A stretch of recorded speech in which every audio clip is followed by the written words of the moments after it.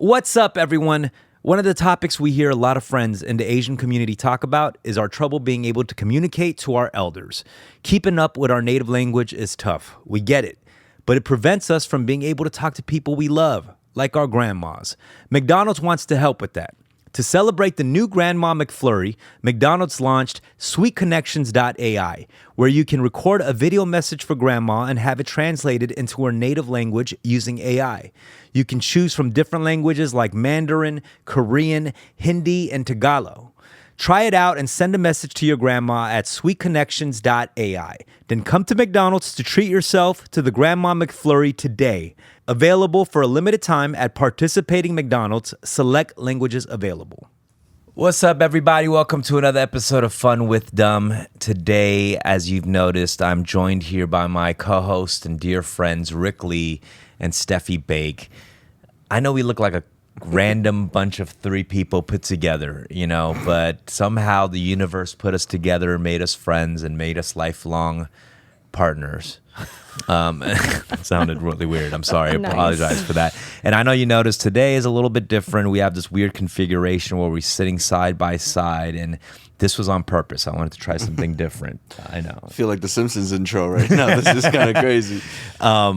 This month, as you may fully be aware, is a few things. It's Pride Month, but also I just found out it's Men's Mental Health Awareness Month. Yes. Yeah, they got to come up with something. That's crazy. That's crazy. Yeah. But I was like, yo, you know what? I have done everything except to get therapy and I've done everything to avoid therapy. So I wanted to try something different today.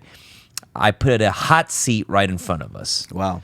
And every 20 minutes, we will switch positions and one person will sit in that hot seat while the other two here interviews that person. And not even an interview, just ask them questions, see how they're feeling, get into their psyche. I want that person to be able to express themselves. Like for me, I feel like I have a lot on my chest that I want to say that I don't on this podcast, but I don't get asked the proper questions. Okay. It sounds like you should already be in that seat while you're... I needed to be in that seat years ago. Yeah. You'll do whatever you can to not go to therapy. That's exactly what this all is. of us therapists at this moment. I know. But so I feel like, you've gone to therapy multiple times. I think you have like 2 therapists or 3 therapists sometimes at a time. And you get asked the right questions. You learn the right language. You know what I mean? When you talk to these I don't know. therapists. Do you even know whether they're asking me questions? Or do you think that's what's happening? I do feel like they are asking you the right questions and they're teaching you what you're feeling and, maybe guiding you towards a certain direction or whatnot. But would you be surprised if I told you that they don't ask me questions? Oh, really? Yeah. Damn, I didn't know that. Okay. No. There's different types of therapy. Okay. But I'm saying the talk therapy I do... personal. I'm not in the hot seat. Well, You're not asking me any of I'm these getting questions. secondhand therapy because I'm getting it from you. I know. So they're delivering it from you like a game of telephone. Exactly.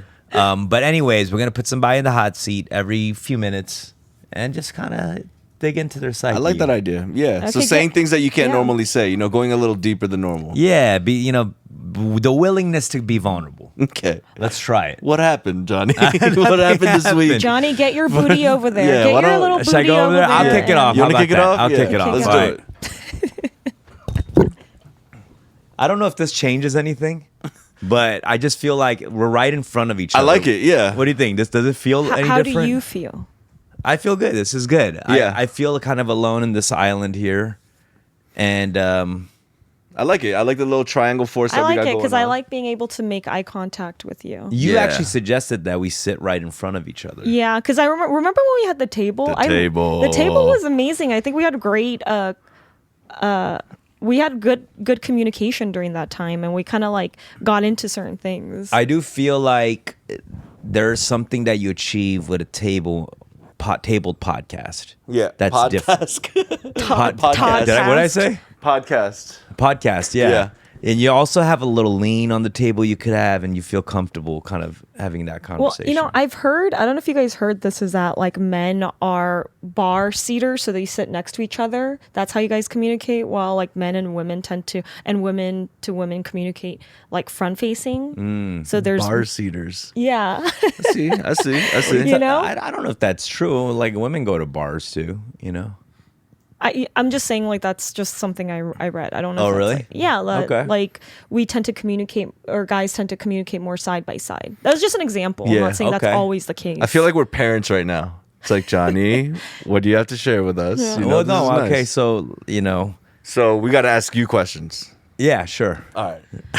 Steph, because you've been in therapy, Mm-hmm. and I'm still learning. Yeah. What's a good kickoff question? Like, what's the, like, he just sat down at the table, you got your notepad out, you put on the music or whatever. What's the opener? Do you remember your first day at therapy? Like, what did they ask you? That's what I'm saying is that there's different types of therapy. The first therapy I ever started was she's eclectic, so she uses different forms of therapy to therapize me. And she barely asked me any questions. She just more so was like, I was like, oh, this is my first time doing this. I don't know what you want. She's like, just let me know. Like, what do you want to talk about? She just started with, what do you Well, want to I talk realized that I'm working on a project right now, and I'm having multiple Zoom sessions with a friend where I'm talking about a lot of my past and past history with family and all those things. And there's pockets of that story that I've never talked about. And as I'm talking, I'm unlocking so many things that I never spoke about. Wow. And like really detailed things, because I need it for this project I'm working on, like really detailed things, like what was my father wearing during this conversation that we were having, what was going on in the room, what was on the television, and all those things. Wow. And as I was doing that, I realized I had so many things that I like hid away in my brain, and it was kind of refreshing after I was done. I was like, whoa, I have not spoke about that or thought That's about crazy. that. So you forever. felt like it was kind of therapeutic also doing these. It has Zoom been. calls? It kind of got me excited to unlock more. you What know? part of it do you feel like you weren't able to talk about as much as you wanted to? I just think it was things that I didn't feel was important to what I'm doing currently in my life. And I think a lot of times I keep saying that to myself, like, who cares about a lot of those things in the past? Mm-hmm. You know, I don't want to revisit that. And why does it matter? And it might matter more than I think. Yeah, because they say that like your past kind of shapes your future, and especially, well, with therapy, I realized like there's a lot of like unconscious space that I'm getting to, things that I don't necessarily know I'm thinking or I'm being run by like automatically. And so I've been trying to like get to those little nitty gritties or like the little memories I have and going deep so that I can find out why I'm scared of certain things in my life that are affecting me now, or why I will self-sabotage myself sometimes. And I don't know why. So like for me, it helps when I'm talking about like specific instances or triggers that I have so that I can be able to maybe figure out why I did that or where it came from. Yeah. And so I can stop it if I want to stop it. Yeah, I noticed a thing about me is there is this weird lack of patience when I talk to people.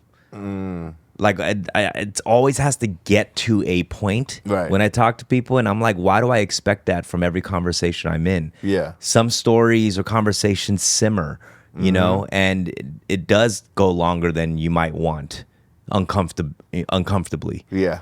You know, Let me Like ask it's you something. uncomfortable for you. When you watch a performer or like a comedian on stage and you see the build up to the punchline, right?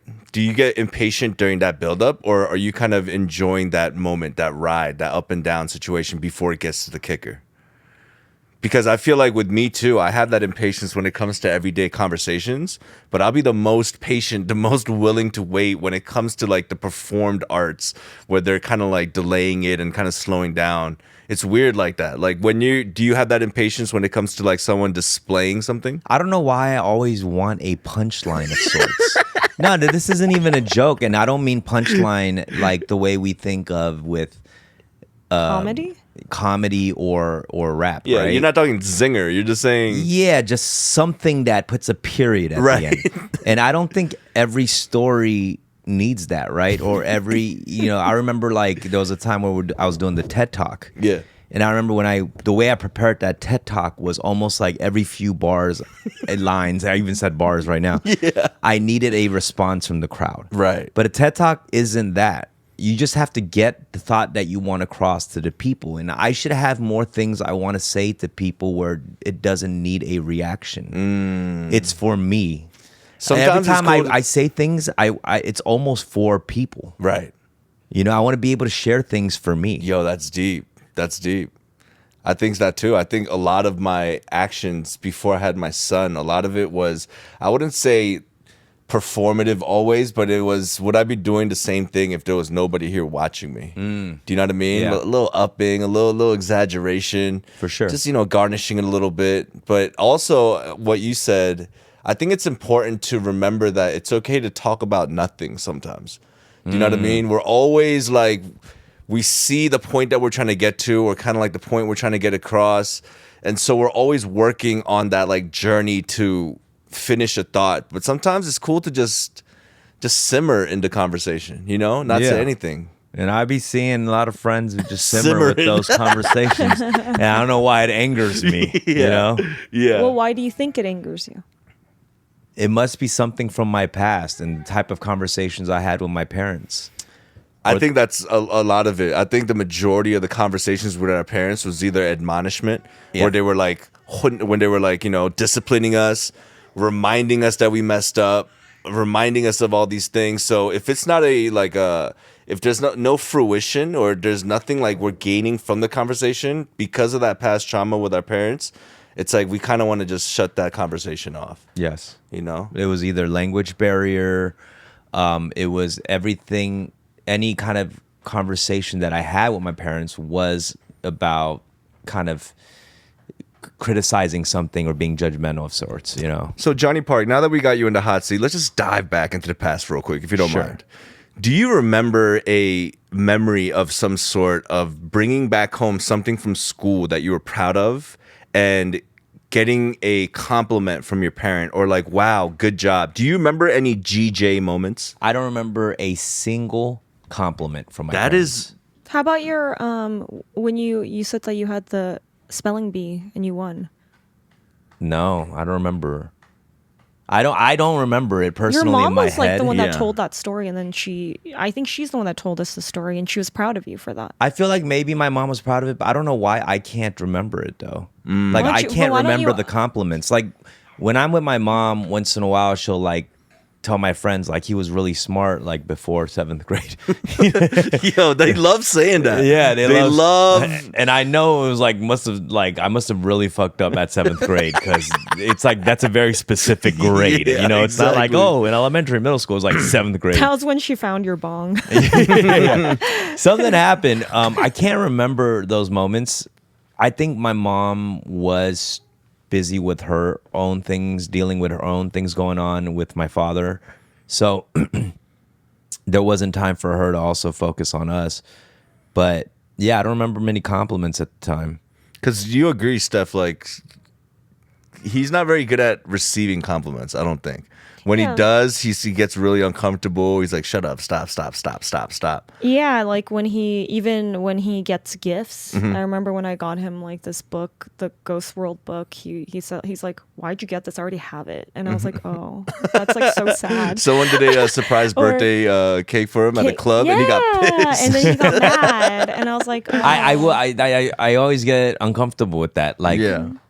if you guys do me a surprise party, I'd be furious. But would there be like, in your trajectory, in your career, you accept an award in the future? What magnanimous, I can't say it. What big award can you get for you to be like, okay, I could accept this though?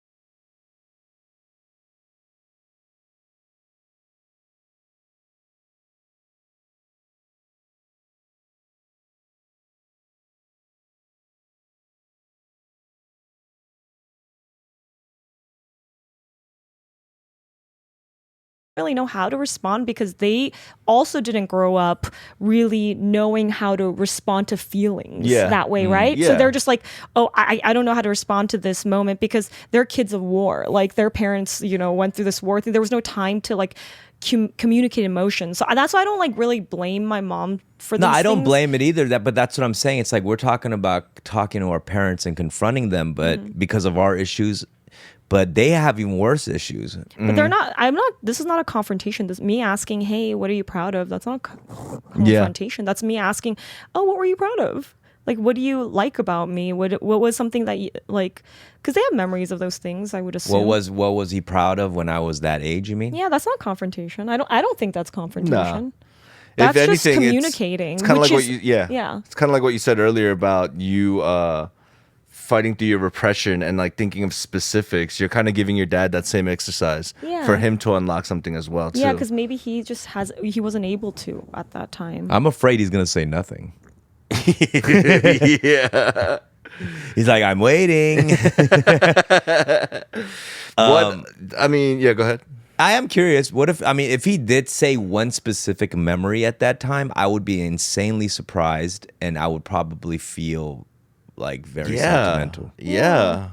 I mean, I think that's so important. Like one thing I do with Caden, even at a young age, I'm pretty sure he doesn't understand the words that are coming out of my mouth, but just affirmation, man. Just like showering him with compliments. There was this thing I read. It was funny.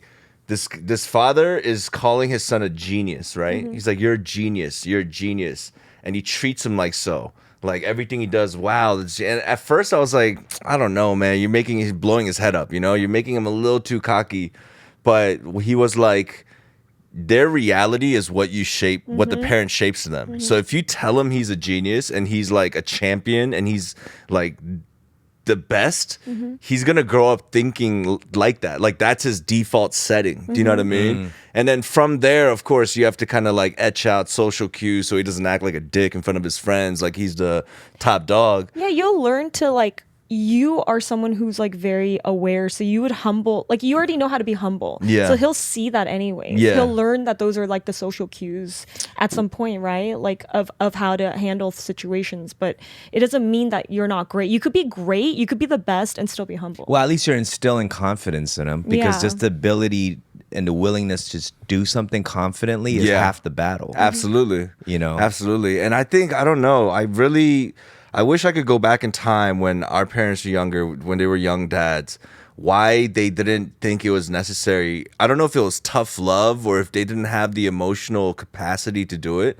But my dad too, early on, it was more than compliments. It was just like looking for it was looking for like mess ups. I think parents should not. Maybe they should wait a few years before they start showering their kids with compliments. You shouldn't tire themselves out in the first 2 years because they don't understand anything anyways. Right, You know what I mean? Pace right. yourself out when they're babies. You don't need to say much. Yeah. Wait 2-3 years and then go crazy yeah. Wait, why? because you might just get tired. And burnt Exhaust. out. Yeah, you might gas yourself yourself? out of Yeah, yeah. compliments. I don't know how effective it think is to shower a 1-year-old with compliments. I think it's very effective. there any science and they behind say this? there's consciousness that evolve. Like they're finding out that babies are like have consciousness faster, Yeah. meaning like they have awareness faster than we expect, up to like a year and a half. Okay, So, like, don't listen to me then. Yeah, I wasn't planning on it. Oh, okay. Yeah. I think that like words of affirmation is something that I crave and I enjoy Yeah. as an adult. Even if I didn't have it as a kid, I think that it's something that I want to do whatever I can to show my kid that they're worth it and validated no matter what, so that they again feel confident in themselves and feel joyful in their default, and Yeah, realizing that they are full enough. They are enough no matter what to themselves. I know for a fact the confidence that I got as an entertainer did not come from the household. Yeah. It specifically came from the classroom and my school. Yeah. I remember the first moment was being in class, raising my hand, the teacher picking me, and I crack a joke, and the whole crowd laughed, and I loved that feeling. And I chase that feeling every time I'm on stage or I'm in a cipher or just with my friends Yeah. cracking jokes. Yeah. And I don't remember ever getting that in my house though. Okay, let's break it down. Because you're in the hot seat, but I'm gonna ask you some Yeah. uncomfortable questions. Out of your family member, your mom and dad, where do you think you got that showmanship from? Between your parents is kind of like the who's most likely to be on stage? The funny thing is, both of them are funny and charismatic in their own way. My dad was scary in the household and not fun with his family. But I remember one day in my 20s, I met my dad at a bar in Koreatown, and he was in a room full of people, and he was the life of the party. And what I realized at that point was, when he was out with coworkers and his friends, he was different from the way he was with us. Yeah. And so he had that in him, Yeah. you know. So I might have gotten a little bit of that from him, but I didn't see it much. Yeah. My mom has a very playful energy. You know, she always put us onto I Love Lucy. So my mom always reminded me of a Korean Lucille Ball. Yeah, yeah. She was really silly, Kinda and- klutzy a yeah, little bit. really funny. Just Yeah. and her mannerisms really reminded me of Lucille Ball. So I think it's a little bit of both of them. The funny thing is, we never were like that with each other. Like, I really felt like when we were growing up, when we were kids, me, my sister, my mom, and my dad, we were 4 roommates living with each other. 4 individual roommates Wow. that meet maybe once in a while for dinner. Yeah. Yeah. Alex, do you have something to say? Yeah, I do have a couple questions, but I'll start off with this one. As you approach your 40s, do you think that you've accomplished what you've set out to do, like when you're back in your 20s and had those goals? And how have those goals changed from when you set them back then to how you've grown? You know what? I loved my 20s. My 30s have been fantastic. I think the 40s are going to be great. But I do feel like my days where I would have been living under the roof with my family, there was a lot of missed opportunities for us to have some good times together. Like up until, 15, when we were actually together, everything, they've been fighting forever, but we could have had some really fun times, and I think because of that, our family relationship has been damaged for our adult life. I see a lot of families like this because, especially immigrant families, it's so chaotic. They're coming to a new country and it's so difficult. I see a lot of times those things being repaired as long as people want to break those cycles with their own individual nuclear families. Or if you want to, into like in your 40s, you can always repair those things in your 50s, 60s, 70s, like as long as they're still, But it around, gets harder like, because everyone's starting their own families. but those things bring other your does. family. It's true. My become younger cohesive. sister had Yeah. younger sister had a nephew, and has her husband who's Filipino. The Filipinos are really deep rooted in family.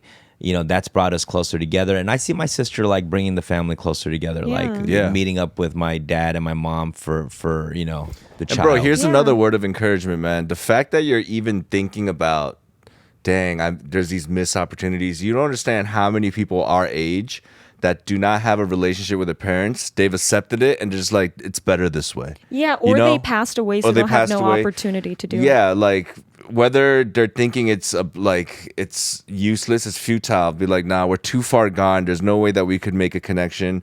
Honestly, with you, because you're blessed with, the success and just kind of like your work ethic right now, where you do have time to spend time with your family and break and mend these relationships. I think it's a beautiful thing because there's a lot of people, a lot of youngs that we know, they're like, nah, it's better to be related but still strangers. You know what I mean? Yeah. And I do think, that's very true. I totally think that. And I do think that there are, like, I could see signs of, like, yes, your mom's side of, definitely your sister is bringing your whole family together in these holidays. I noticed that. I think you might, I see that your dad, even if he's creating these like social circles on the phone, I know we make fun of it Yeah. because it's like his own family or whatever. But he is making some sort of effort that it's in the end, it's up to you to accept it or want to continue it. Right? I feel like a lot of times though, the efforts made feel half-hearted in a way. It's slacktivism. I'm not gonna lie. It's Wait, why do you say it's because it's not like him calling you up like, hey, let's have lunch. It's easy to just push that plus button and add a contact in the chat. Well, there's little things. It's Yeah. like when we meet up, it's like he's bringing extra people that aren't part of my life into the Ooh, dinner. that's that Kevlar, bro. Sometimes it's about borrowing money. So like a conversation with my dad could be very expensive. Wow. You know, and Yeah. that's not pleasant to say. And, Yeah. and I'm not saying it's always like that, but it has made me less wanting to answer a phone call. Yeah, and even if it's not always like that, there's like that cloud looming over your head. Like, is this possibly another one of those and conversations? I feel, and it's something I don't mind doing, but it's stressful and it's not a good feeling. you Yeah. know? Yeah. There's no like, yo, thank you so much. You held me down. There's no like gratitude. Like, I don't know if my dad feels gratitude towards me. I don't know. But to be fair, you might have to call this man out, bro. No. But to be now fair, he's starting to piss me off a little bit now. No. To be fair, I don't know how much I've really done for my dad. You know, like he wasn't the best father, but he did put a roof over our heads when we were young. You Yeah. know? I gotta, there's times that we might not realize how much she was there for us when we're babies. Like, someone has to breastfeed us, right? It wasn't your dad, I'll tell you that much. I'll tell you that much. No, I get it. I do have an unconditional love for family kind of thing instilled in me. I do. I still feel that. But this is I'll always hold my dad down. You know what Yeah. I mean? If he really needs it, like I will pull up for him, even if we hadn't talked for years. No, that's a beautiful heart that you have, but you have to understand sometimes that unconditional love that you feel like you have, it could be another form of filling the void for yourself, bro. Like because you're not receiving the love or the reciprocation back, you're like, oh, well, let me love, so I'm doing both of parts. You know what I'm saying? Like there's people in a toxic relationship and the girl's not showing love, but the guy just being extra nice. He can't leave the relationship because he's like Chung and he's stuck in this like security, this like, I don't want change, but he's not being refilled. He's not being refueled. So he's just exerting twice the amount. And I love your pops, but I just want to make sure that my boy, you're not just being depleted while like telling yourself, oh no, this is unconditional love. Well, I worry about that too. It's like, how much does he really need me in his life right now? I Damn. don't know. Yeah. Like it's like, we rarely talk to each other. I don't know what I would really bring to his life right now, to be Yeah. honest. Yeah. Let me ask you something that's a child of a divorced family, right? That definitely does shake up the foundations of love, right? Something that I can't even fathom. I've had threats where my parents like threatened each other to break up, but they still stuck, whether for the best, for the better or for worse, they stuck because of the kids. But when that happens, how old were you when your parents split? I was about 12. You're about, oh my gosh, Yeah, okay, you're 12, about 13. 12. But it before that split, it was like always fighting. It was you like, know? yeah, So it was like as front far as line. I was concerned, they were already headed towards that way. It was a relief when they split. I was like grateful that happened. It was finally like at the end of a war or something. Right, like armistice. Yeah. Dang. It was crazy. It was like probably like when like North and South Korea were fighting, and finally they were like, let's just split these two countries apart. Yeah. You know what I mean? It was chill. And you're the DMZ. Yeah, I was at the DMZ. I had all my homies, like the American soldiers. You know what Yeah. I mean? We're just eating spam. Yeah, but it was that was like a really tough time. But I feel so much at peace right now. But Yeah. as I am getting older, I am revisiting these relationships that I have because it's not what I thought it was gonna be. Yeah. Because I'm starting to lose that relationship. Any kind of little thing that I had. What do you mean, like personal relationships, or like, are you talking about your family relationships? Ultimately, it's like, I don't know. Me checking in is getting less and less With your family, you mean, or with with who? my father in particular. Oh, okay. My mom and my sister, I am making an effort. Like we talked about Yeah. last week. Like we're planning our first family trip together, going to Hawaii. With my mom, my sister, and her son. So that's gonna be interesting. I've never spent like that many days with them. Right. And it's not even that many days. It's literally 4 days. Hey, it's gonna be beautiful. 4 man. days with family is intense. 4 though. days, yeah, dude. It's like dog years. It extends a little bit. You know what I mean?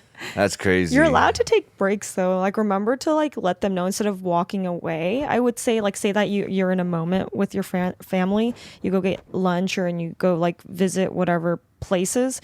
Be like, hey, I'm just gonna like I just need like a few hours by myself. No, Or- I told myself No distractions. every time I see my family, right, on a regular basis, there's moments where I get impatient or cranky or there's things that trigger me. I told myself on this trip, I'm not going to do that at all.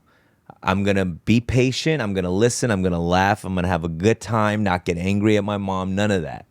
I see I'm dumb, just like, saying like no,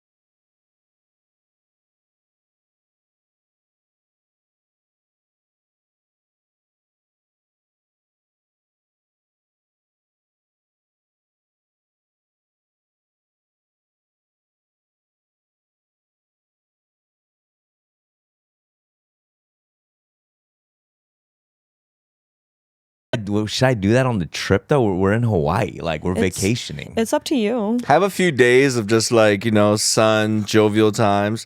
And then when you're like at a campfire, you know what I mean? And you're the sunset or whatever, and then you guys are just kind of kicking back, have a little chat, you know? Yeah. Honestly, I think a little talk about life is a lot better on the beaches of Hawaii than on a cafe in Koreatown. that's true. I tell you that much. Yeah, there's Koreatown serenity.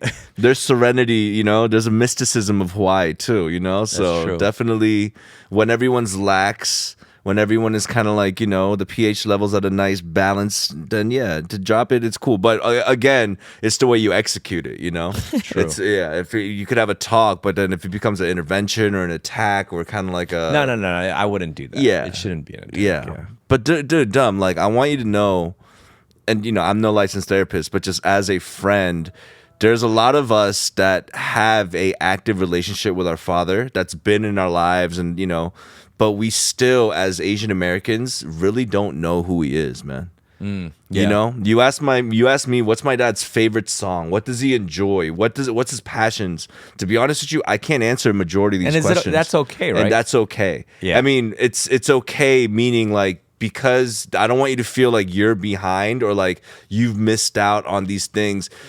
It's unfortunate, but in our time frame and their immigration, all of us missed out on getting to know our father on a human level It's true. because they were so busy prepping the table, so busy setting up foundation that like even with us, man, on a hard day when I get back home, as much as I want to love Caden, through physical fatigue, like I don't want to, you know, I wanna drink a cold beer and take care of myself, you know, and so I get it. And to be fair, I honestly don't think immigrant Asian parents have a favorite anything. I don't think they have a favorite song, a favorite color. That's a privilege. Yeah. Having a favorite something is a privilege. True, that's true. But what if you asked your dad, he's in his deathbed, Yeah. God forbid, and you asked him, what's your favorite song? And he says a trash song. like what? You're like, damn, I should have never asked. Like Backstreet Boys. I have this great view of you, and now this is how you're gonna He's go like out. NSYNC, bye bye bye. And that's it. Yeah, man. All right. Well, is there anything else? Is there anything else you guys want to ask before we, switch positions? Steph, give him a hard one. I feel like It's helping me. I think I feel. No, I feel a it's You little- already are talking about way more than I think I've heard you talk. Really? Actually, the podcast is like definitely the space you are willing to talk about your feelings, like compared to in the real world. Yeah, the what I cameras will mean? turn off, and it'll be like, No, it's literally like I'm talking to a wall sometimes. No, for real. Like I'm like, I know oh. it's so I messed know. up. Take What advantage is it, now. Take man? advantage now. Because you think it's for performance, but then like I don't think this is that much. It's like an in betweener. I think you forget you're performing sometimes when you're on the podcast when you're talking to us. I'm gonna be honest with you. Like at this point, we've been doing this pod for so long. Like a couple years before, it's like we're you kind of up it, but now it's like I want them to see the viewers are as part of us. As you know what I mean? Like the audience is there. So. Well, here's the thing, and I know people criticize people using a podcast as a form of therapy, but I do think it does make people open up more Yeah. because it is a stage where you're supposed to do that. We don't have times where it's staged as something that you're supposed to do. Like, not for everyone, it's not natural. Just like you meet up with friends and you're venting in this way. Yeah. You know what I mean? It's I not think for that- me. I think what happens is that when we're talking, and since we're all friends and we forget at some point, it becomes a stream of consciousness, and we're just actually talking, and we forget about these things being Right. here. And so that's when we get to the good stuff, the detailed, the stuff that you talk about, that you talk about on this like Zoom calls. It's because you're all getting to know each other, the writers, and then it's like the stream of consciousness part, the little details that make probably the magic. You're right, though. It is the details. When I was talking to my friend, because we need every detail of like some of the memories that I have, because we're working on the specific project and we have to write out the details. Wow. So that really helped me unlock a lot that I forgot about. You know, things that Like what kind of details? Like you remember these specific things from that memory? Yeah, what like- your dad wore and all that. what he was wearing at the time, because I was talking about how I wanted my father's attention when I was like 7, 8 years old. He's watching Tiger Woods on the television, on the 90s television with the big back, the big back. Bro, he's watching Tiger Woods in the 90s. You're not going to get his attention, bro. That's when he was popping, Korean bro. dude watching Yo, Tiger Woods? Nah, Come on, you're dude. right.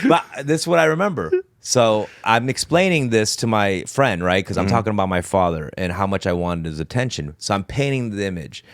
He's on his couch, laying down, smoking Marlboro Lights. All I see is smoke in the sky. He's watching Tiger Woods with a red Nike shirt on screen, swinging away.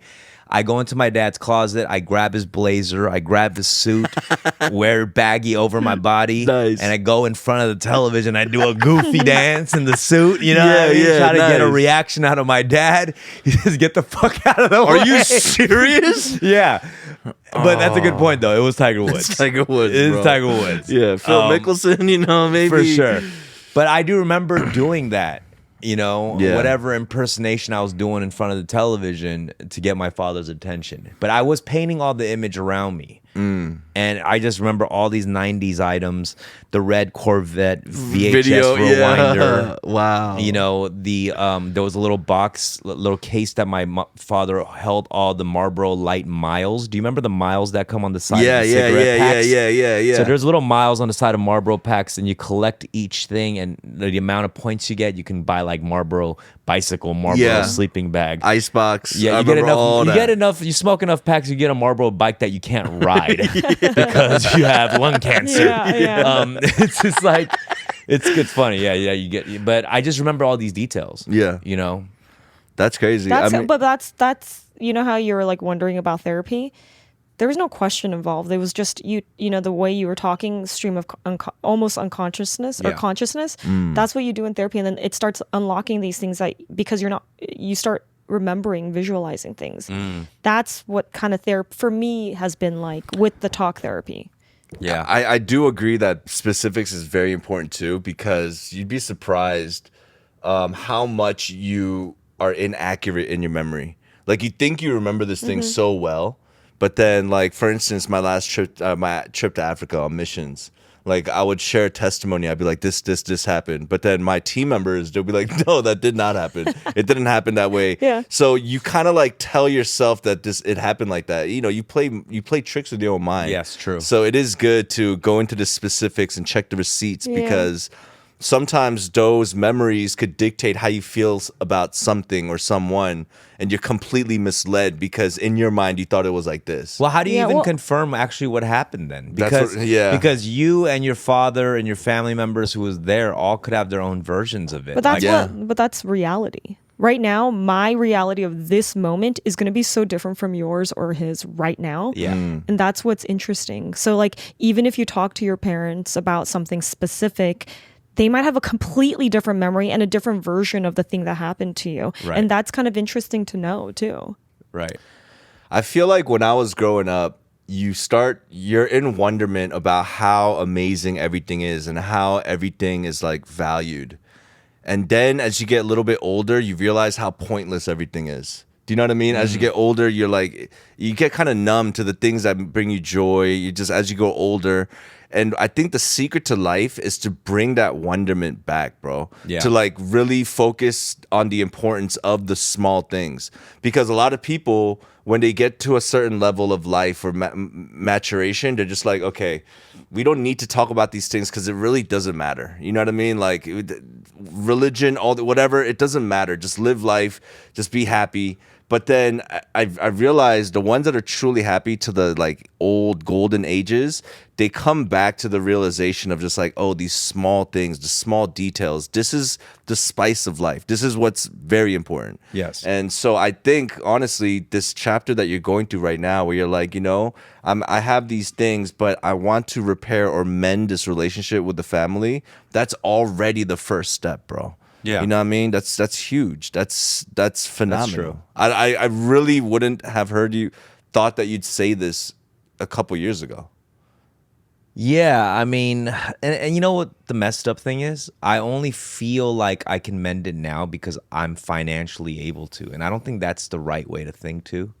I mean, I feel that.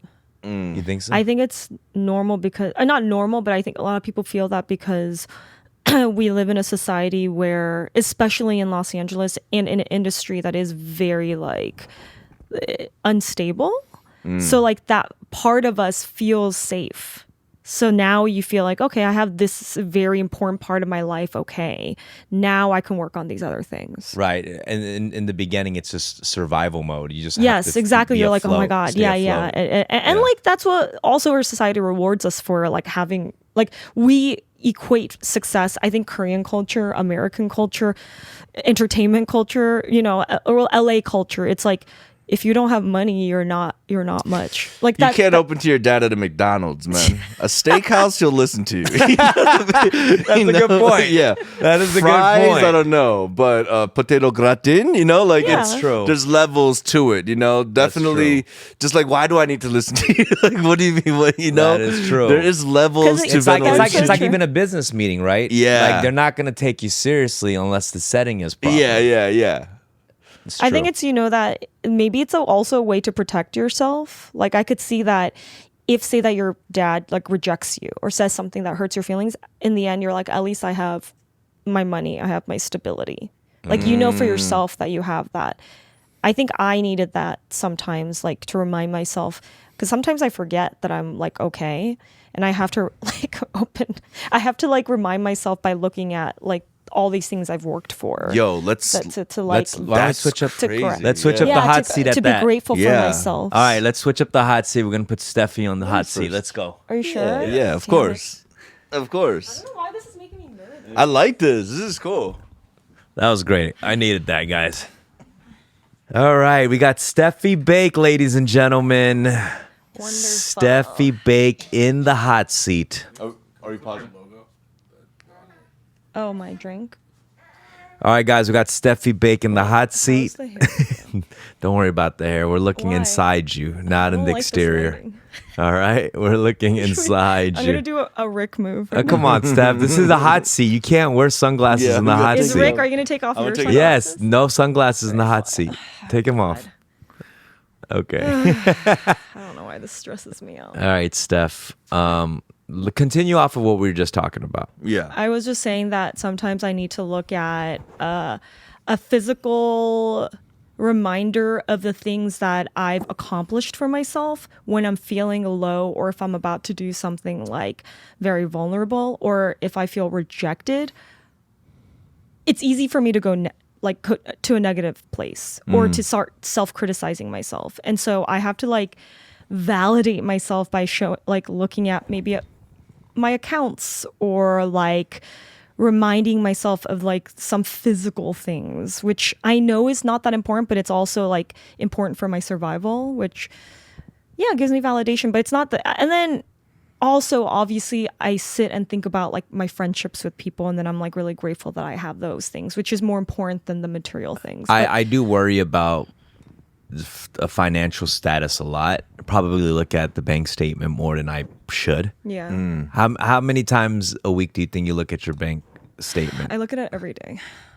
Yeah, And I look mean, at it multiple times a day. multiple times a day. Like even without purchasing, just to see if it's still there. Yeah. Like you're It's still afraid there. that someone to hack it or it'll just disappear without your I think approval. that like whenever I have like I'm not gonna lie, last year I didn't realize I did work more than I thought. But it was almost like every time I would do a job, I kept like belittling the job. Like I kept never thinking it was good enough because it wasn't like the best job I've ever like an account or whatever that I worked on in the past. So it never felt like anything. Or like it was even if I like the numbers, like even if it was like a good paying job, I was like, okay, whatever. And so when I like looked at it at the end of the year, I was like, oh my God, like I should be really proud of myself. Yeah. And I think like now when I look at it, to remind myself that I'm like actually like very smart and capable, and like I should be just like I should be grateful for what you- I have. And so, and it's not like just like, it's not like I made so much money. It's just more than I did, and more that like I'm able to provide for myself. And I think like as a woman who's like a child of an immigrant, where it wasn't the easiest. I didn't have like, Well, you had a single mother too. Your had a dad single passed when you were mom. young. yeah. And- So I think like that makes me really proud of myself. God, Yeah. I hate crying on this stupid thing. And you're in the hot seat. You're allowed to Yeah, cry. We're proud of you too. I'm really proud of myself, and I often think about like my father and how I always, in the past, I'd always be like, oh, what would he have wanted for me? And you know, it hurts me when I hear that you guys don't like. Everyone goes through their own experience with their parents, but there's so many questions I wish I could ask my father that I'll never be able to ask. How And old so were you when you lost your father? I was 6.5. Oh wow. And so I think in that way, I feel like it would be cool if you guys could talk to your parents. But I know like also sometimes you can't repair things with your family. And I also know that you don't have the best relationship with your mother too. There's always No, been. I have a great relationship. Okay, with maybe my I was mom. wrong. It took But time. It and- did take time because even when I met you, I think there was still things you were working out with your mom.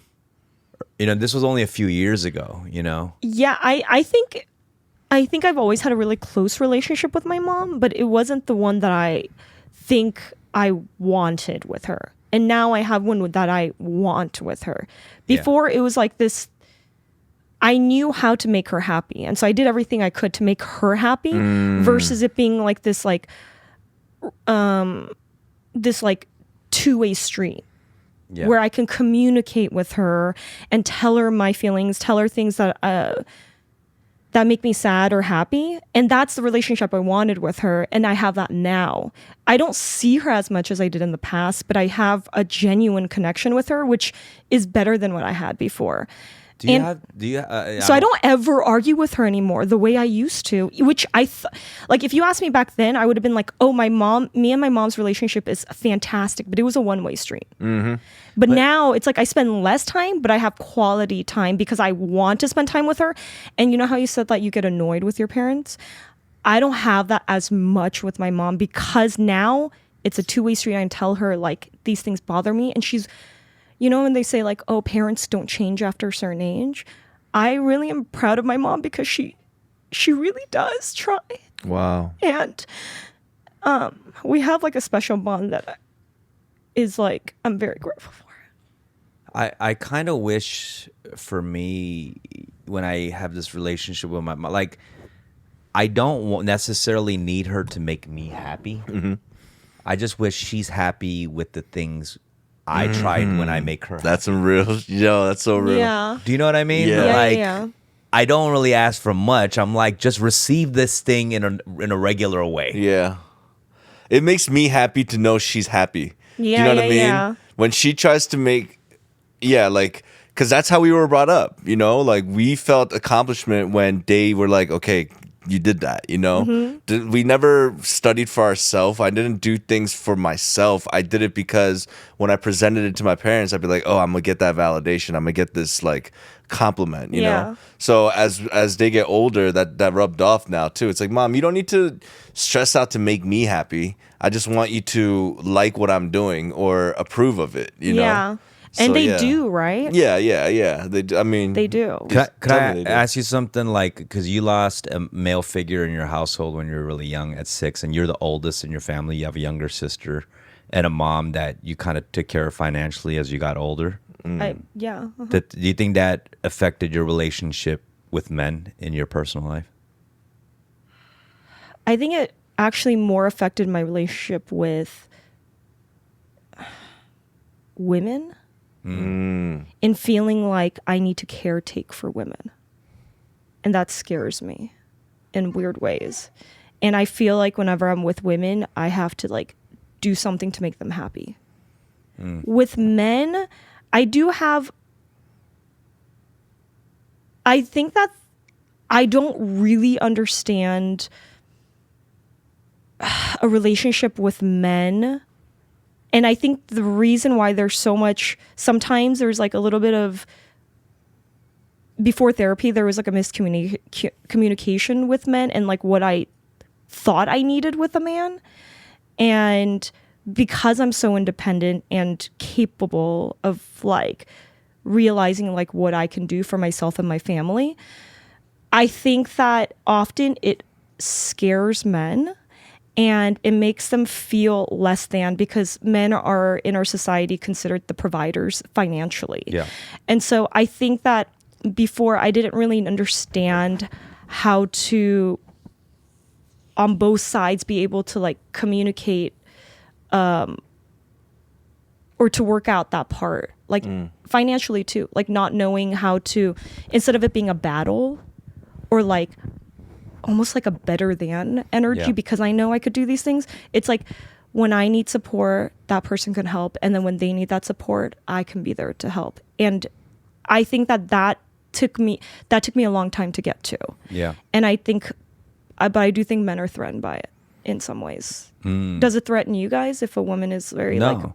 I empathize a lot with that because of the situation with my dad and my mom. You know, when they split, my mom was like abandoned in a foreign country to take care of herself because she came here thinking that she was going to be Exactly. set through my father. My father was the provider, so like, why would she need to worry? She didn't have any skills or, you know, job skills, or she didn't build up anything. She sacrificed her life so she could be in this marriage, right? And when they split, she had to start from the bottom. And I remember she had to work at like bars and Yeah. like work at a kiosk at like, you know, a Korean market, give out samples or whatever. Yeah. And that is when I realized like, you can't count on a man. You know, and this is a man saying this, Yeah. you know what I mean? Because I can see how, not even just a man, I guess anybody for financial, because you don't know how that relationship's going to end. I think it makes you and and I don't know much about your past, to be honest, Oh, with we'll that. find out. But I know, but I think that makes us almost hyper independent to the point that we think that nobody needs us. And I think pre-therapy, that's really what I believed. And I think that made me push away people, because anytime they wanted to give me validation, love, help, gifts, anything, I couldn't accept it. Oh, interesting. And it was Wow. because I was like, I could do this. Like, I already know I could take care of myself. And it was almost felt like they were like, not making fun of me, but like almost like in a patronizing way. patronizing me, but I can't do that for It's myself. like David Cross in the Yeah, scary yeah. movie. Yo, exactly. I got this. He's like rolling himself in a wheelchair on stairs. I got this. Exactly. Yeah. No, I see what you mean. And yeah. see, remember when I broke my leg and I needed, that was a huge wake up call. And I'm glad I had my therapist because I could not understand how to ask for support or accept support. So I ended up like arguing with my sister a lot because anytime she tried to like out of the goodness of her heart, like Yeah. support me, literally bring me food, I thought it was annoying. Or I'd be Wow. like, dude, I could do this, but then like I couldn't. Yeah. And my therapist was like, you need to see it as an honor that someone's helping you. And I was like, what? Like I couldn't even like comprehend what that meant. Yeah. That it's an honor for someone to support me. Yeah. And I still don't like I like now understand that because I love supporting other people, but that's because I grew up that way, right? And I'm sure that person I feel honored when I support you and that you're willing to allow me to support you. Yeah. So the other people must feel that way towards That's what me. it is, exactly. Right? But I could not like for the life of me understand that or accept that. And it took me so long. I have to say that I only started getting comfortable with that like a year and a half ago. Like Could I ask something? And this is maybe for everybody here too. Of like, is there any sort of resentment you feel towards your parents? Because I have this resentment I really need to work on. And I think we've kind of, I bring this up because I think we've talked about this too with your mom and things, you know, because sometimes you get so stressed out of your own survival and things you're trying to make for yourself. And as soon as you take a step forward, it's like 2 steps back because you have Right. people you got to take care of too. Right. And then you also start, and this is not healthy, obviously, because I also compare my family to like other families, and I'm like, look at this family; they have their shit together every year, same pajamas at a Christmas party, you know, like. Yeah. And I look at these Korean Yeah. families, and I get so resentful. I'm like, why didn't my dad buy property in the '90s? Why didn't they get this thing? Why didn't my dad? And it's not fair. I get it because I'm understanding that too as a man as I get older and I'm going through my own struggles with certain things and alcoholism and drugs and all these things. But it's frustrating when you try to create a life for yourself. Right. oh yeah, 1,000%. Like that was part of the why there was a time I couldn't like I wasn't aware enough of why I felt that way. Like why I felt so angry and resentful toward my parents or even like my dad. You know, like it's crazy because of how old I am that I'm like still holding on to this thing from when I was like a kid, like a child. And that's why it's like it's literally ingrained in our bodies sometimes. Like all this rage, especially because I never wrote about it or talked to anyone about it because I was scared to be vulnerable. It was like I was like, why am I feeling these things? And yes, it just still does. Like when I want to like think about buying something for myself, I'm like, ugh, like I can't do this thing, and I'm like, but then I think because I'm aware of why now, I'm able to. It's not so much pressure in my body. It's more like, oh, logically speaking, my parents went through these things that it's their first time being humans and parents. Yeah, and you sympathize more. I empathize with them. Yeah. I feel what they Empathize, feel. yeah. Yeah, because when you don't think about those parts, then yes, of course, you're not going to have something to like be able to like, there's no self-awareness in that. Right. Then of course I'm going to hold on to this resentment and anger. And sometimes I would, when I would blame my dad, I would hold on to the resentment because I think it's the only memory. The anger is the only thing I have of him. And Jeez. yeah, and if I let go of him, I might forget him. And that like the child part of me, that hurts me. So I don't want to let go of it sometimes. But I feel like it's unhealthy for me. And if I do decide to bring a child into this life, or if I mean to like have another lover or like someone I'm going to share a life with, I might carry that resentment and that anger and put that onto Unfairly. them unfairly. Yeah, It's right. so unfair and it's hurtful to them, and I don't want that. That And feels good. I mean, that's not good, but it feels like interesting to know that you have that same feeling even with your father like being gone already, that it could be a lost memory. Like Yeah. I think I hold on to somewhat of a relationship with my father because it does make me sad to know that he's still there and we don't have that. You know, but you have a father who's gone, but you still don't. You know, you still want to hold on to that memory, which is strong. You know, which is it's in Powerful. literally in it's in like ingrained in my body. It's not like even like it's not like, you know, you would think like as an adult you can make like a conscious decision to let it go. It's like ingrained in my body and I'm choosing not to let it go fully. Like I make, now that I'm aware of it, like I still deal with it. Like I still, you know, no matter how much and writing about it makes me feel better, but it's like I know the minute I go, there's a chance that I just won't have that anymore. And how's your mother's relationship with your father like after he passed and stuff? Like, because I know you guys still visit his grave and things.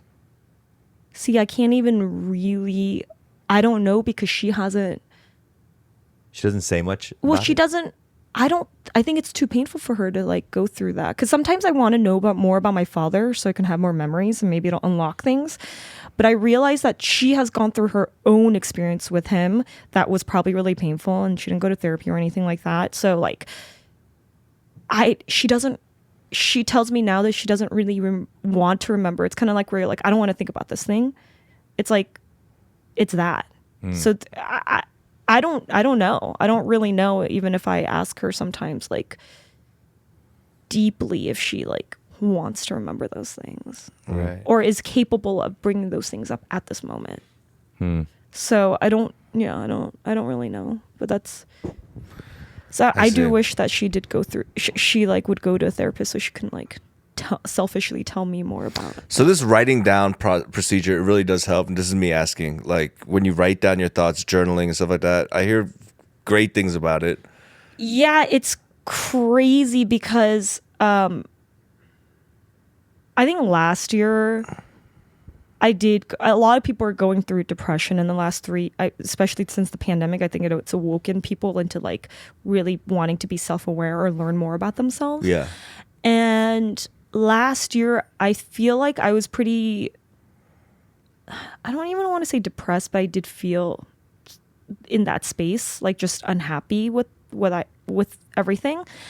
And one of the things I would come back to is my relationship with my father. And when I would cry, there was a time where I would cry like every single day. And it always was to victimize myself and blame my father for leaving me. Even if as an adult I know that that's not like duh, like I can't, he had an illness. Yeah. You know? So my therapist was like, why don't you write about it? And I was like, obviously like I should know that, but I just didn't want to do it. And so when I went to Mexico City this year by myself, I every single day wrote about, she's like, again, stream of consciousness, just write. Yeah, I wouldn't even know where to start. Like how? No, What do you mean? You but do it all the time in song. Here, not to that interrupt you, is but true. I will say this is just like a message for everybody with writing, right? Yeah. Writing raps kind of is a easy way of getting your thoughts out because it gamifies writing. That's true. You know that like if you don't know what to say, the one thing you do know is the next line should rhyme. Yeah. So you at least you gamify it. You have right. a system on like at least one rule that you should follow. Yeah. And it should rhyme. And you just got to find a word that makes sense to your story. But and that's fits not, right but there. yeah, no, that's great for you, but that's not stream of consciousness. Because you're That- fixing you're right. it. Maybe You're that's a little more You thought. just called it gamifying. Yeah, but I do think I'm just saying for most people, if you can't find the words or you can't let it stream flow, there's at least a game you can gamify I it see. and Yeah. follow a certain rule to it. Well, have you tried writing without gamifying? Yeah. Yeah, like free write, just You know what Like without even Mental like diarrhea, period. just Like yeah, blah, you blah, don't blah. have to have good grammar. Yeah. You just type. Don't like literally give yourself 5 minutes and just like one subject that bothers you or Yeah. thing that annoys you. Like you said your dad annoys you or whatever. Just like 5 minutes. Just put a timer on and just like write and see I need to what get comes better out. at that because everything I write or create, I realize it's preparing it for performance. 100%. Me too. But that's what I'm saying is that I think if you try this other exercise, not only is it going to unlock something you're right. because you're not used to doing it, you'll be surprised at what, like, even if there's no conclusion, you'll just be surprised to look at it and be like, oh shit, this is all my like random thoughts, like literal thoughts that like that's what I got out of like what I did with my father. And then I couldn't really cry for him as much like the way I was before because I couldn't victimize myself anymore for it. I was almost like tired of the narrative I had about my father because I was writing about it so much. I was like, oh my God, That's like what am I, interesting. why am I Wow. doing this? But then I did come to some sort of conclusion that it was just like, I wanted to feel bad for the baby version of me. I love that because I agree with you in getting it out that much that you get tired of it. I also do interviews, right? And people ask me about this kind of thing. And like the more I do it, the more tired I get. Like you know the way when you guys react. Like I talk about like my father in the pod. Sometimes they're like, "Here we go." Yeah, And when yeah. you hear enough, "Here we go," then you just don't want to talk about it no more. Because that tells you that people been hearing that from you for so long, and it sounds like you're victimizing or it's a pity party of sorts. You know what I mean? And Or we heard it with no follow up, so it's just kind of like, all right, we're talking. Like, then what are you doing about it now? You know, that kind of thing. Yeah. Which is nothing. I'm not doing anything about it. Yeah. Yeah. No, Yeah. you did a hot seat. I did a hot seat. I did a bro. thing today, guys. A hot seat. Exactly. Yeah, I think it's like also I think you're like when you write it out, you're transcribing things that you're carrying in your body, like the negative stuff. Like you're like literally transcribing it somewhere else, so you have less of that like that heaviness in like physically in your body. Does that make sense? You're Yes. unloading. Yeah. And then you're like, oh, well, like when you look at it, it becomes like a separate entity from yourself. And then you're like, it's like you see that like looking back at you and you're like, oh, that's so negative, or like that's so fascinating. I felt those things. That's what's interesting about journaling, because like I could look at some shit from like 3 years ago and be like, what's this bitch thinking? Like I would be like, oh wow, I can't believe like I was going through this stuff, or like I felt these things that I don't feel at all now. But I get to like compare it to my life and be like, Yeah. oh, wow, I came a long way. Well, on that note, is there anything else you want to get off your chest before we move you from the hot seat? No, I don't even like what I just like told you. I love it. Steph, last question. Ideal happy moment. What are you eating? What are you listening to? Who's there? And where are you at? I do this in my EMDR therapy, which is Eminem. Eminem. No, go ahead. Yeah. It's like whatever. You guys look it up. I don't want to talk. Yeah, about it. I heard of it. Yeah. And the scenario I was using was when I went to Brazil. There's a room that my aunt has, and it's so beautiful and lush and green and vibrant. It feels tropical there because it's like outdoors. And I thought I didn't like dogs, and I jokingly always say that, but they have like 3 dogs. They're like little fluffy clouds. They would sit around me because none of the family members were there. And that's kind of like my happy place. It's this like warm, comfortable space with greenery and animals that love me. And I imagine looking behind me from like that patio and knowing that my family's there to support me. It's like a backup place for me. And it's, it's like a perfect 75 degrees.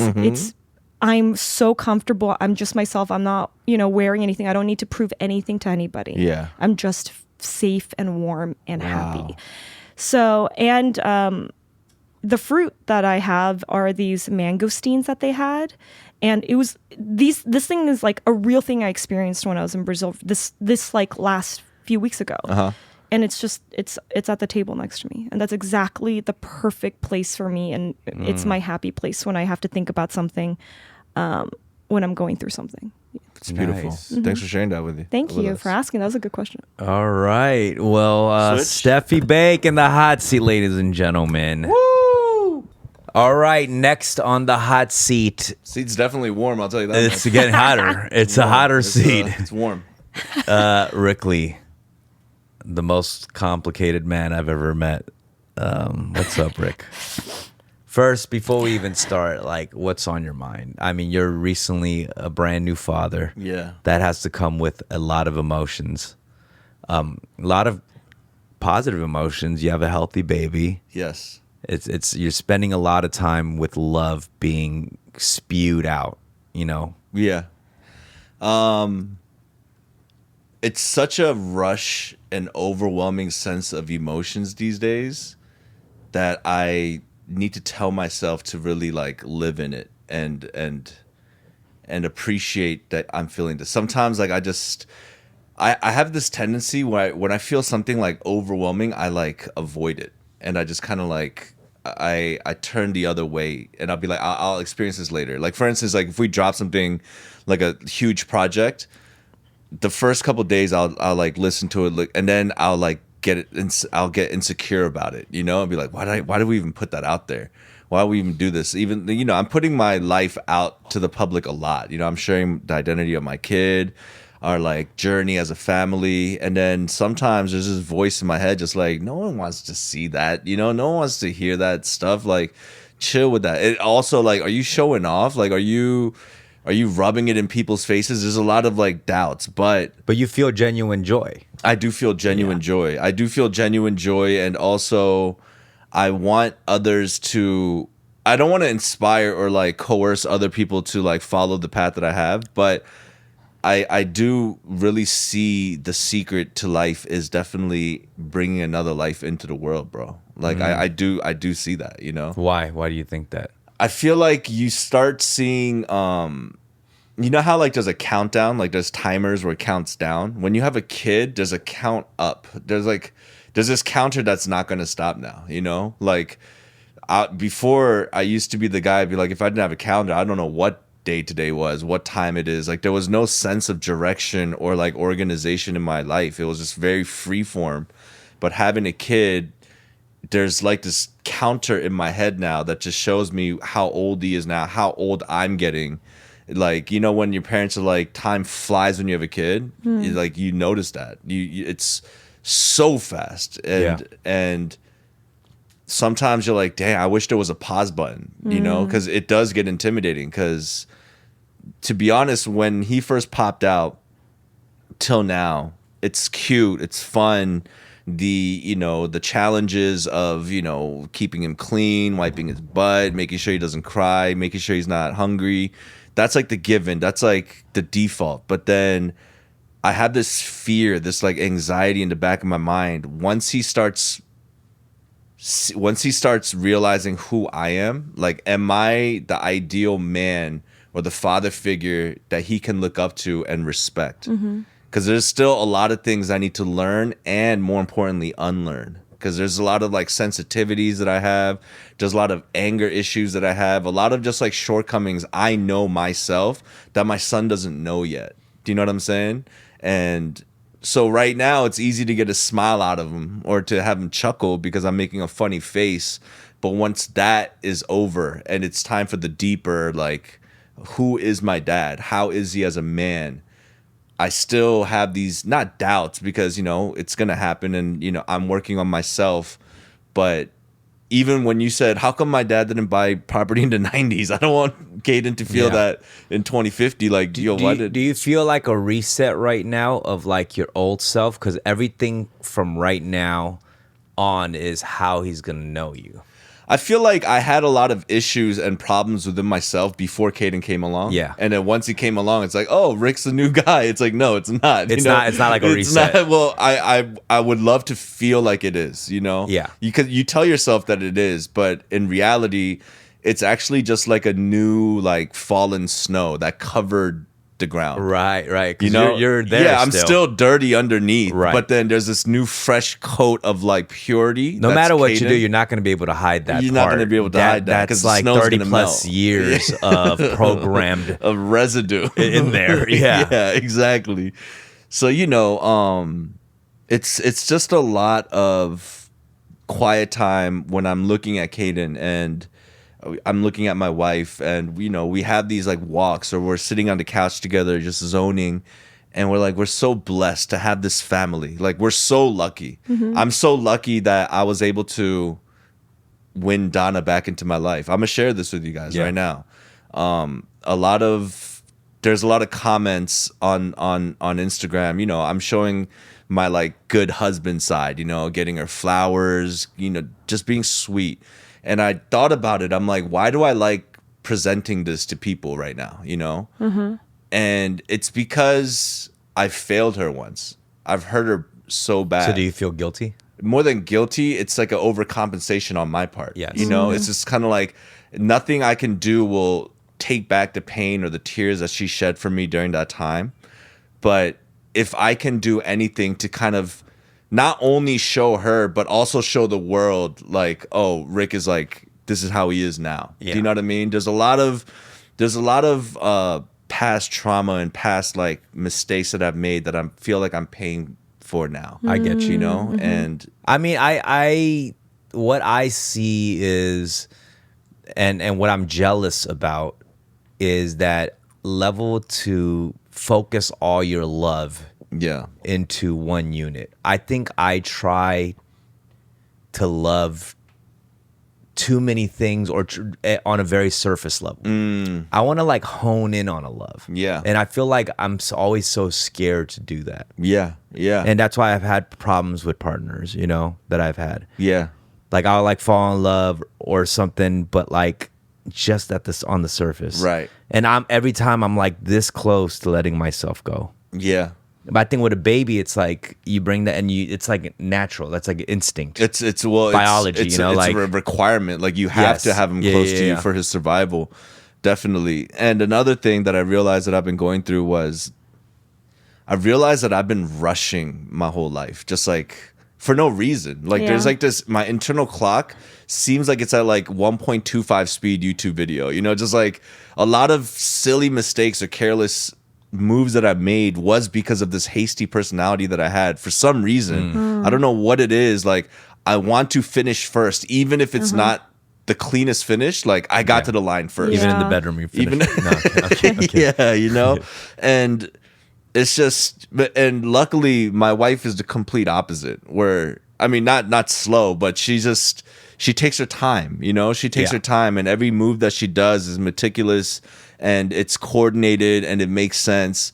And me, it's like eating jjajangmyeon, and like my face would be all covered with the sauce, but I'll finish the bowl. But then she'll be still eating clean, no splatters, and it's been really inspiring me to kind of like live life in that. Something my parents been saying to me, "서두르지 마," stop is that? rushing, stop Oh, rushing, really? stop like.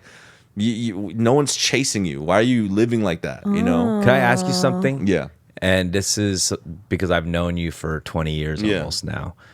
And you do have a people pleasing Yeah. version of yourself. Where do you think Absolutely. you get that from? That's a good question. I'm curious, because I don't know how to dissect a person Yeah. who is a people pleaser type, like where that comes from. Yeah. But you are very that way, Bro, right? that's so true. Like I remember when, I was a little kid at the dry cleaners and my dad didn't really know how to speak English, but a customer would come in and talk to him and his response would be a laugh and a nod, like, yeah. Like to anything. He's agreeing to anything. I remember one time specifically, one of our customers, she was like an old lady, her son passed away in a car crash. And she was talking to my dad. My dad didn't know what she was saying. And he's like, oh, yes, good, wow. good. Wow. Like Yeah, she yeah, didn't yeah. know what he was 'Cause saying. he was already in that mode. He was already in that mode, Wow. And I think it comes from, I was never really a popular kid back in the day. I was never really in the circle of like friends, stuff like this. I was just very kind of like a wanderer. I think a lot of that came from just identity issues, just me being Asian American, and also, and this sounds funny, but I had really bad eyes, and my parents didn't know that I had very bad eyes till very late, like 5th, 6th grade. So I was going through life literally just as a blur, like I couldn't see things, and I thought about this. I spoke to a friend about that. I was filling in blanks in my mind when I couldn't, like, literally can't see in front of me.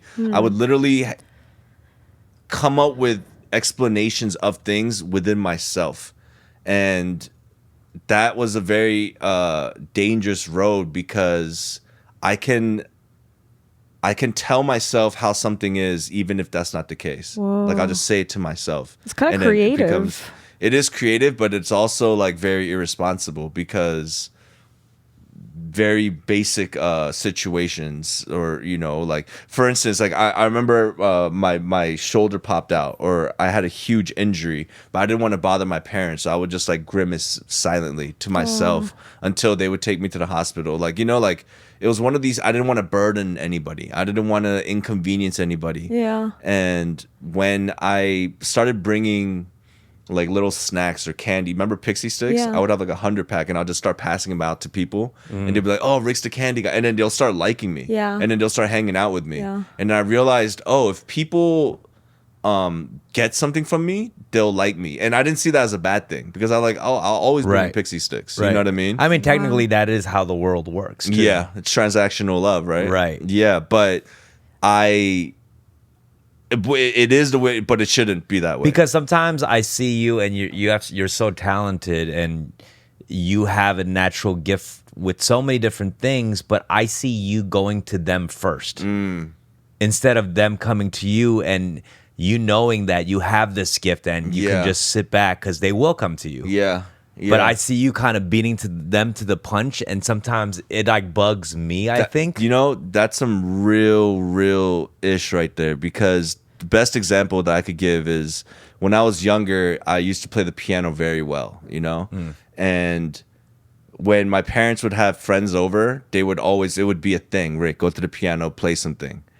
I would always play the song that I knew, like, in the back of my mind. I'd never challenge myself. It would never be a new song. It would be something I knew I could nail, because I knew that they would like it. My parents know there was no mistakes. Yeah. And I kind of live my life in that philosophy, where it's like, I know I'm good at this, and I know this is going to be like a no miss. Like, I'm not going to miss. So let's just stay with this. I see. You know what I mean? And because of that, in many ways, a lot of people that I felt like were less skilled than me in other aspects surpassed me, because they would work on it and they would like hone their skills. You know what I'm saying?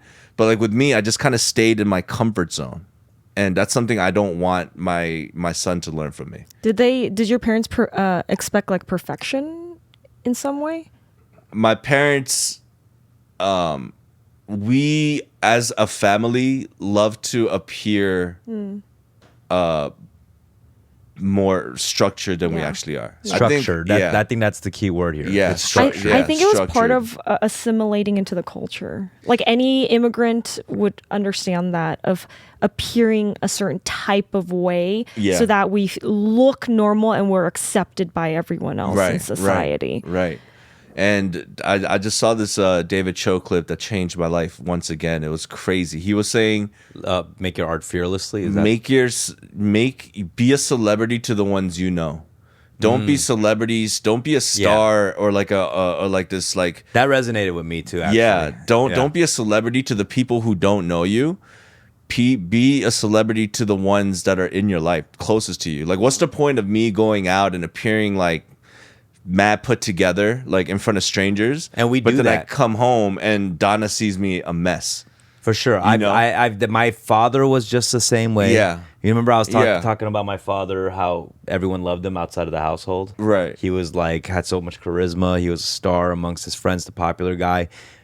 At home, he was not that. He Yeah. wasn't the celebrity. I mean, that's honestly the reason why a lot of pastor families break apart, because their kids see their father like on the pulpit, holier than thou, and like the church loving him. But then when he gets home, he's like this whole different person. They don't practice what they Yeah, preach. exactly. And then so I guess that's what it is. Practicing what I preach. I've been working on that way before Caden, just because like the gimmick was up. You know what I mean? Like at a certain point, Like you could fake the funk for a while, but then after a while, it's just kind of like you have to elevate as a person because we're gonna reach the ceiling, and people are gonna be like, oh, he's still stuck here. You know why I think that's a big problem? Like what you just explained about how and why people are that way, or why entertainers and pastors happen to be, they're preaching something and not practice it at home, is because whatever they project, far as in their art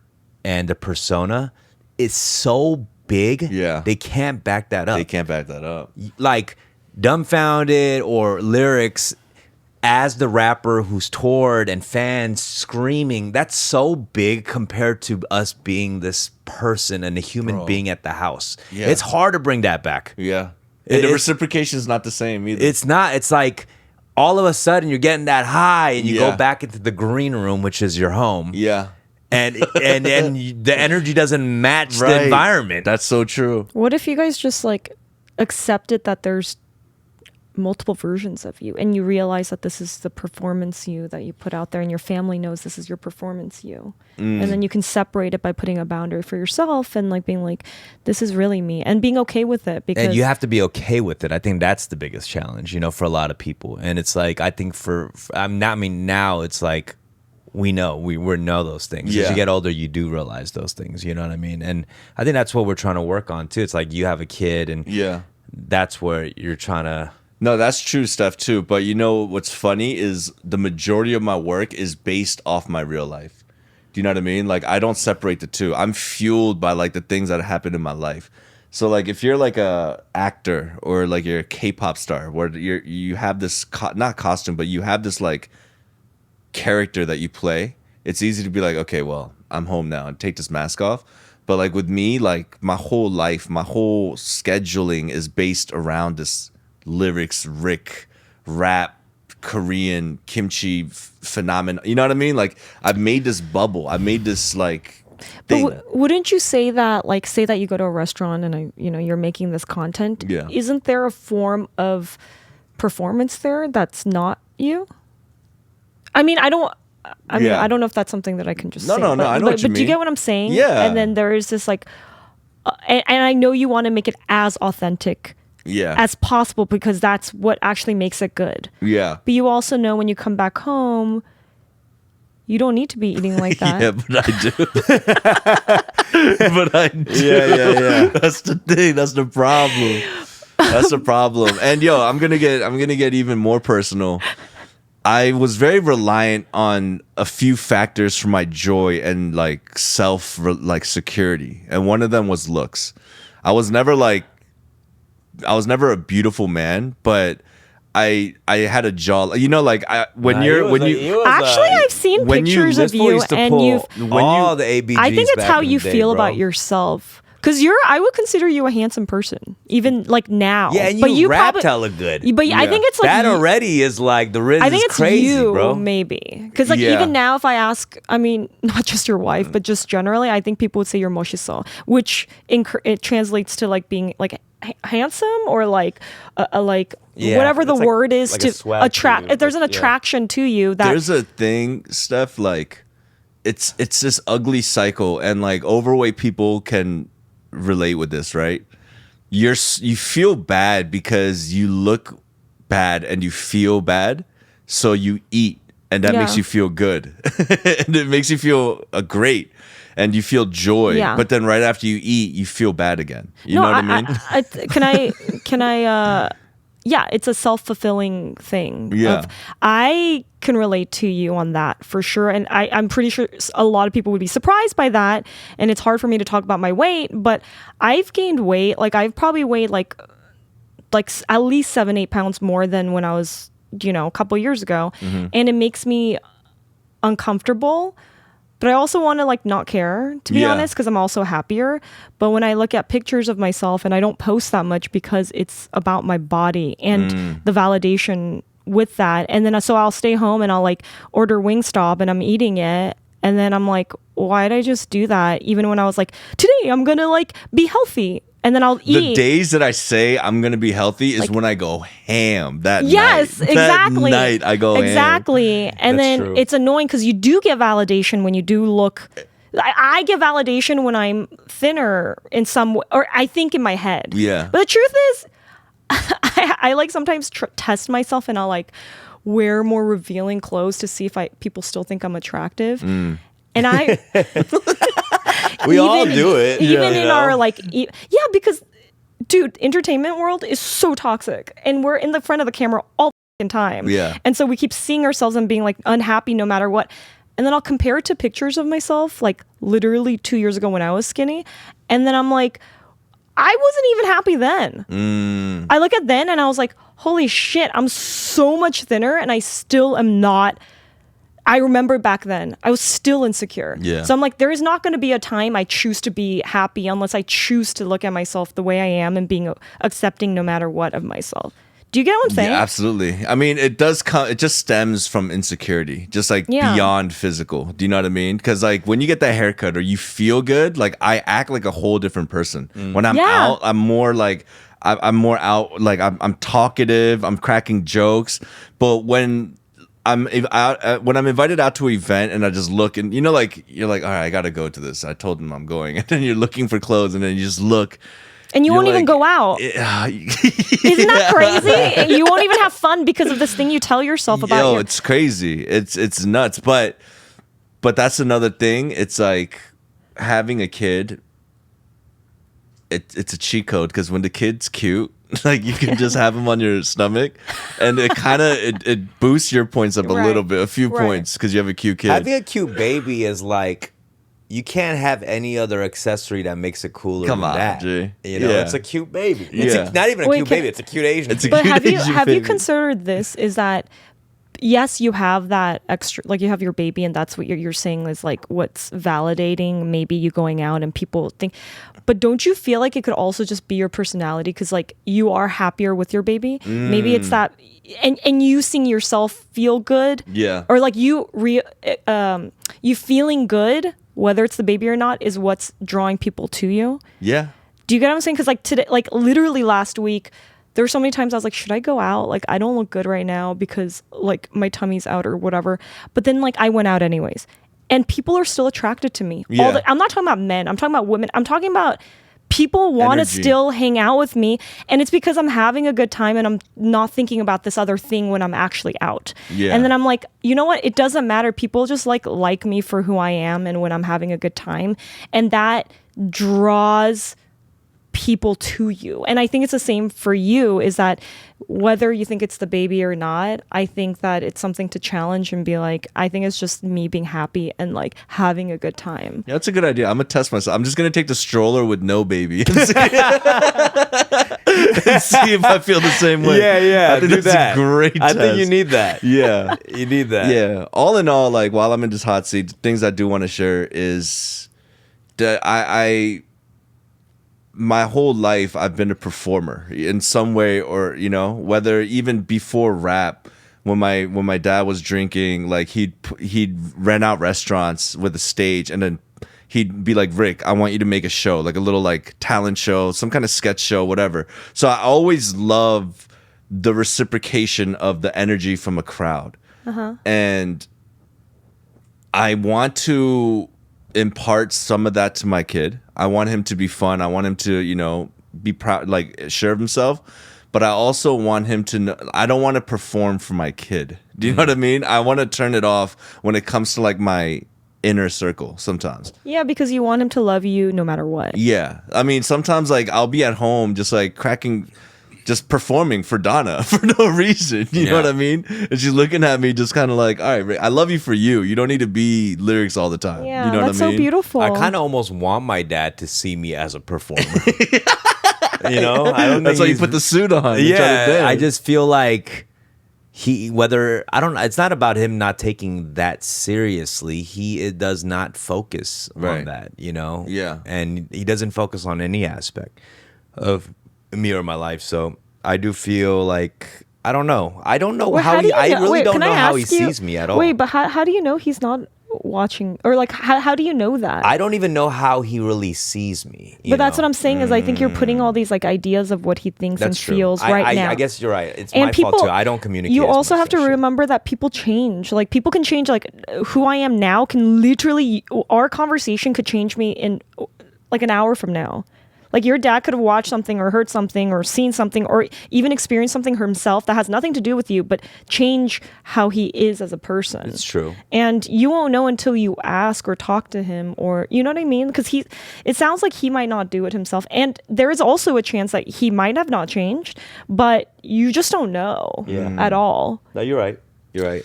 One thing, just while listening to you guys talk, one thing I do want to really appreciate my dad was a lot of times my complaint was him suffocating me.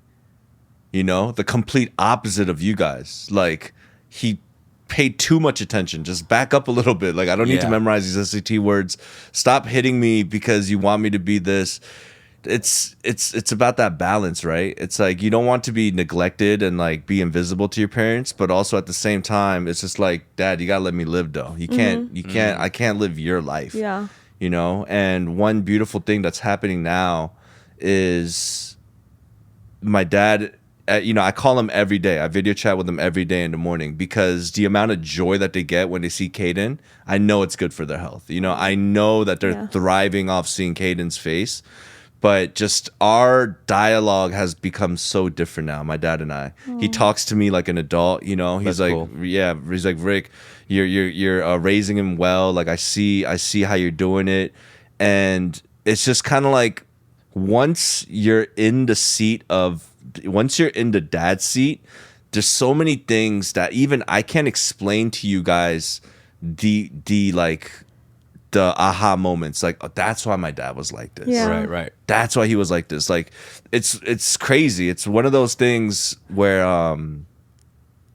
and then you start thinking about all the nasty things you said to your dad when he was trying to like teach you, you know? So there is a lot of just kind of like regret and like self-reflecting, like, dang, I went hard on my dad. Like we physically fought sometimes because, you know, for him, of course, his execution was poor.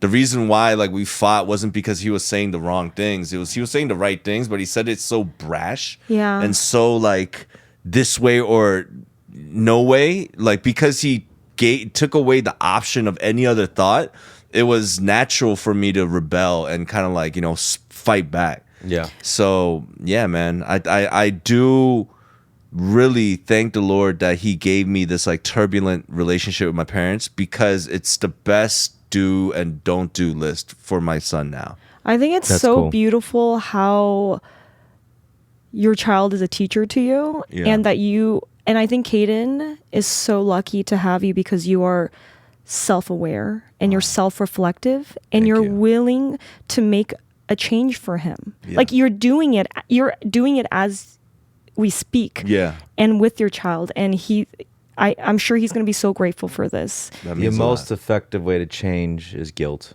Yeah. That's, damn, such a Korean. Such a Korean.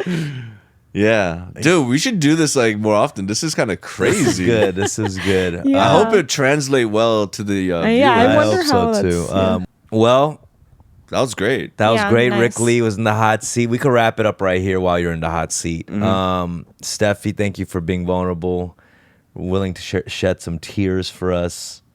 You know, that hits in a different way. For you? Well, because, you know, I just think when I see tears in general, it's like fascinating. You know Some what's real. You know what's funny? Before therapy, I did not cry in front of anybody. Like not even my parents. I've never cried in front of anybody What? ever. You wouldn't believe it, right? Because Yeah. I can like now I actually can let Well, go. no, I of my mean, feelings. not because you cry No, like now, but that's crazy. No, I'm not a vulnerable I wasn't a vulnerable person. Like, and so I remember in high school, my friends would always be like hugging each other. Everybody just hugging each other. I was disgusted if anyone touched me, even my family, anybody. Like I did not know how to be vulnerable. So Wow. like, meaning with crying, I felt like a real weakness showing tears.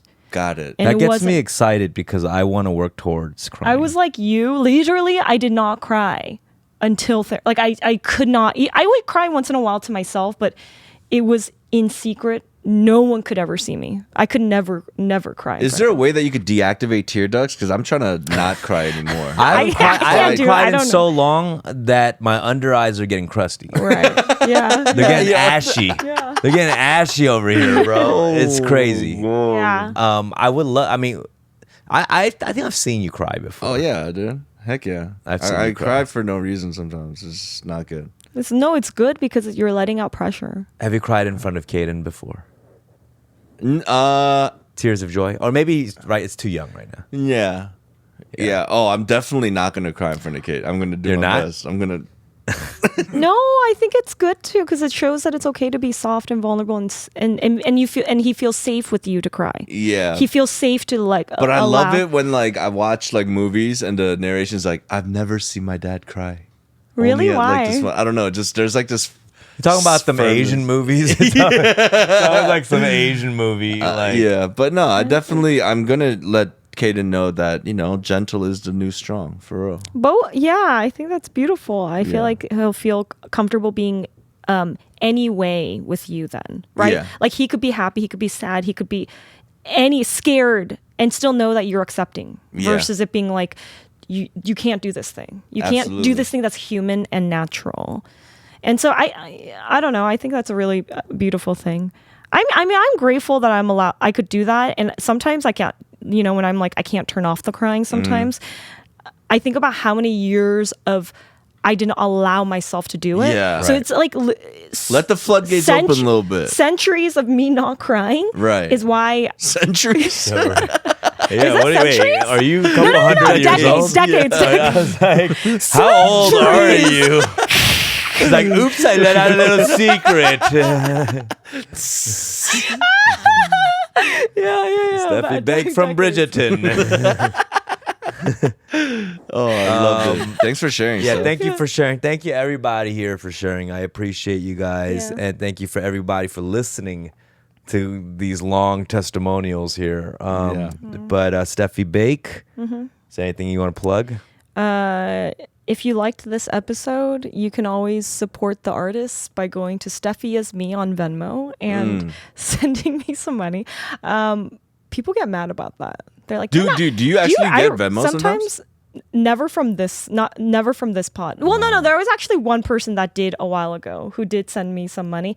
Oh no, it wasn't from this pod. It was from Stevie Weeby's pod. They sent me money. But I'm hoping somebody from this specific pod will send me money, and I won't stop trying, even if people think it's annoying. But also go to my Instagram at Bakes Goods and BAKI nope. BAIKEDGUDS. Yes, thank you. Yes. Yeah. Yes. Rick. No, just New album? working. Oh yeah, new album. Oh yeah, there's a new compilation album called Ooh Yeah. It's myself, Jay Young, Ear the Ox. We got Justin Park, G2, Juno Flow. We'll put a link to that album in the Yeah, it's a description. cool little compilation that we've been working on. You never really listen to how good the album is until you're done and you listen to it all the way through. You're like, Yeah, oh yeah. wow. When you like have like scattered tracks and you put it together, it's a pretty powerful. That's cool. It's a pretty powerful body of work. So I'm happy for that. Listen to the follow Rick for some great content. Yox YOX_ Rick RACK. Yep. And thank you for tuning in. See No, you guys thank next you. week. Peace. Bye.